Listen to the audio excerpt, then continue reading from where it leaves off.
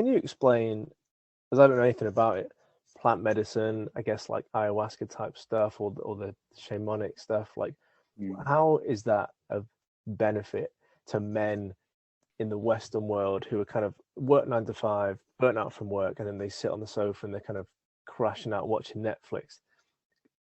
Let's call that standard bloke scenario A. Mm. Mhm. How is he going to benefit from this? And I've noticed in the past 5-10 years people talking about it more on podcasts and more content about it, but I really don't understand. I haven't looked into it myself or tried it myself, but what's the Mm. benefits and what is this movement that's coming up with plant medicine? Well, the movement, look, uh, white man will, take everything from people of color's culture and try to do something with it. And so there's a lot of stuff going on around all that's not very helpful for sure. But I, after that experience I told you about back when I was 49 and went to Burning Man, I started to spend a lot of time with psilocybin, mushrooms. And I did that because I wanted to find out what was back in the recesses of my mind. I couldn't remember my dad. He had died when I was young. I wanted to break all that open. Well, I would do psilocybin by myself out in the mountains. And, I started to have amazing experiences and I started really connecting with the land. And, I could talk about that for hours, what happened for me back then. And I think that's where my spiritual journey actually started because I was connecting with the divine feminine. I mean, I just felt things I'd never felt before. I could see, I could see the earth breathing, and the lasting impact on me was radical. And then I was introduced to ayahuasca, and which is, they refer to ayahuasca as grandmother. And that's a very powerful medicine that you don't do on your own. And, some people say that a weekend of ayahuasca is like a year's worth of therapy, 10 years worth of therapy. It depends. But you go on the journey with ayahuasca. You sort of go where you need to go, and she shows you what you need to see. And there could be immediate, really long-lasting revelations from these experiences that that can change your life. Sometimes it takes a long time. There's a lot of trauma to work through. So the medicine was intended in the various cultures to allow you to connect with spirit, and in the right hands, wonderful things can happen. And there's also I've done DMT, 5-MeO DMT, which is from the Sonoran toad, the milk of the toad, which is a whole other level of magnitude. The 5-MeO, I died. I really had the death of the ego with that, which is also possible with ayahuasca, but that never happened for me. All of these experiences, the 5-MeO allowed me to no longer be afraid of death. That's what that experience did.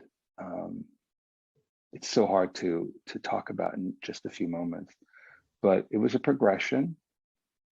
I was seeking, and I think I met a lot of people along the way who were also seeking, like, what's life about? What's my purpose? What's God? Who am I? The Buddhist sort of path. And so I think that there's a place for it. It's not something to do because it's trendy. If it's part of your journey to learn about yourself, then I think it can be very powerful. Yeah. Did it find you in a sense, or did you go looking for plant medicine?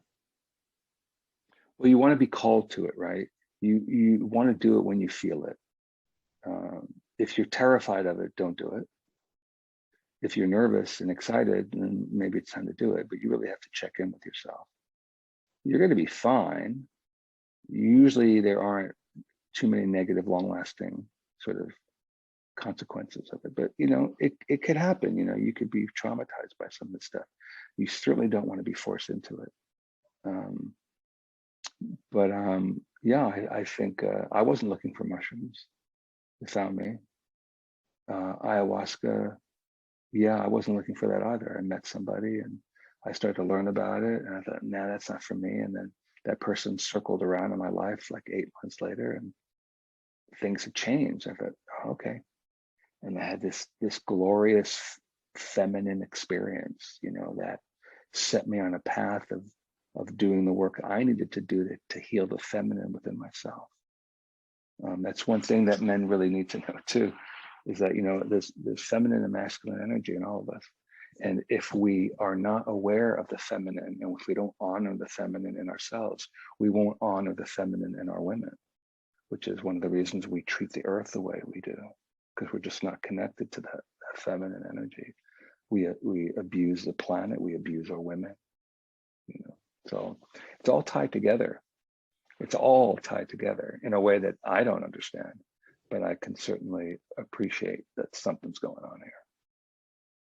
Yeah, I think, and I'm trying to look at it from the perspective of someone who is completely closed off mentally to these realms. I think it's something to just keep an open mind, like you say. Scientists have an open mind and know what they don't know. I think it is realizing that you don't know anything, and keep your mind open to that. And try things. I mean, I really am a fan of doing the next thing. I really am, because you never know what thing is going to work for you. You don't know what combination of things is going to really be that healing cocktail for you. You don't know, so you try it. Yeah, I'm a big fan of just saying yes.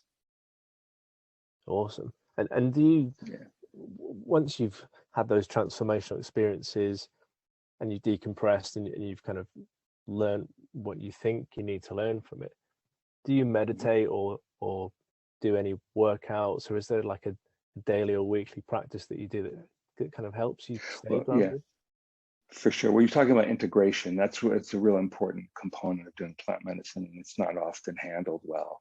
That once you have an experience like that, you want some help integrating it and understanding it. Yeah, I have a daily spiritual practice, and it includes meditation. I drink cacao, actually, which is another plant medicine. It's a gentle but super powerful plant medicine that opens up your heart. And that was very important in my journey, cacao. Ceremonial grade organic cacao from Belize or Ecuador or Peru. There are various places online to get that. In any case, yeah, so I sit and I have my altar. And so my daily practice is I do my exercises that are meant to move the energy and all the systems of my body that I learned through a teacher, like resistance stretching sort of things. And I sit and I meditate and I burn things. There's sage and copal and palo santo, and like I've borrowed from different cultures. And then ultimately over the years, I kept what felt good, and I've changed it. And I think it's really important for everyone to know. It's like, look, if you don't have a spiritual practice, you just start. You talk to somebody who's doing something, you just start. When you meditate, you can listen to music, you can listen to guided meditations online. There's just so much material. You can sit quietly. I know it's so intimidating to begin if you don't have a practice. It can be really uncomfortable, but there's no right or wrong. And it's all about just taking the time to listen and see what comes up, because things will come up if you do it daily. But it takes a little time to keep it going.